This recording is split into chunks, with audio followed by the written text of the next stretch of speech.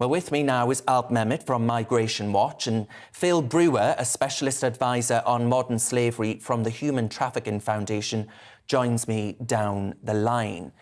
Alp, can the government actually solve this issue, right? If I made you Home Secretary tomorrow, wear it in my gift, what would you be doing? What would I be doing? This is cartoon, isn't it? Look, first of all, can I just associate myself with everything that you said in your monologue? I agree with so much of that. I think that the debate, the furore over this word that was used, this word invasion, I think it is a distraction. What we need to do now is actually acknowledge that A, it's a problem, that B, the people of this country don't want it to continue, and C, actually deal properly with those that arrive here or we pick up and bring here. We've got to deal with them, we've got to hold on to them, deal with them quickly, and then, having reached a decision, either return them back to where they came from, France or wherever, or send them to their own country, to Albania or wherever. Unless you do that, you will never send the message that once you get here, everything will be fine and you will get here to stay. That's the problem at the moment. OK, so let's put that to Phil, a specialist advisor on modern slavery. Phil, the democratic extent of this problem, with people saying, hang on a minute, I've been voting for almost a generation now. As long as I've been on this planet, Phil, governments have been voted in on a platform of reducing net migration to this country. Do you worry that there's going to be a loss of faith in the ballot box if we don't get serious on this issue? Well, I think absolutely, Darren. You know, I'm not going to disagree with much of what you've said. At the end of the day, you know, the UK public, the majority of the UK public, just want a fair process. And if that is people arriving in the UK that require protection, then absolutely the UK should provide them with protection. If it's the case of economic migrants that are arriving and fueling sort of criminality, then it's the process that we need to look at rather than actually, to speed it up, as we say. No, it's not fair on the public to see people arriving and then this delaying process. On the flip side, if you arrive seeking sanctuary, it's not right that you wait years and years for your case to be assessed.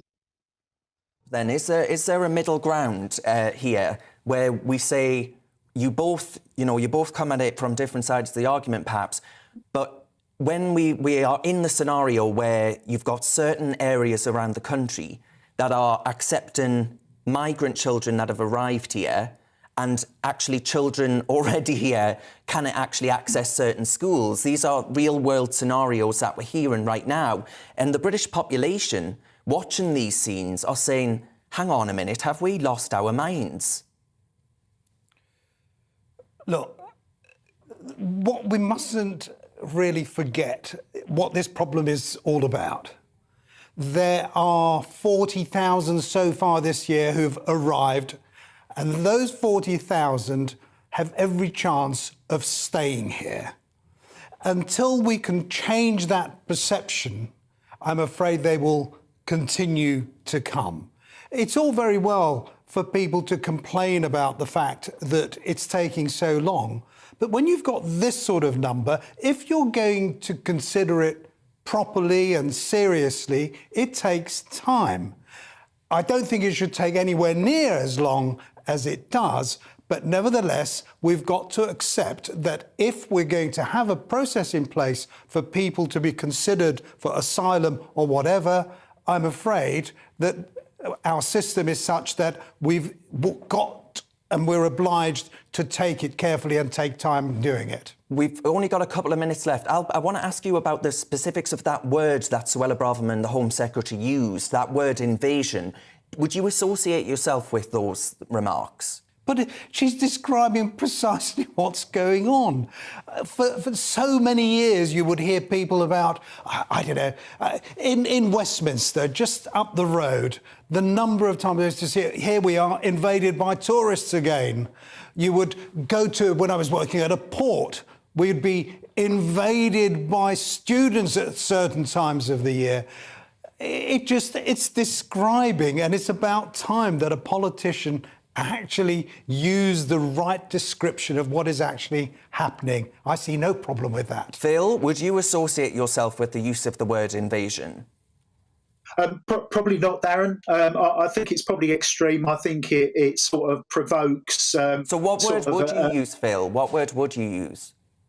Well, I don't think. I mean, the figures that speak for themselves. There has been an absolute increase in terms of the number of people arriving in the UK for whatever reason, economically or seeking help. But the fact is, invasion is language that just sort of drums up sort of anti-migrant, anti-support in terms of what we're talking about. Not to me, it doesn't, Phil. It may not to you.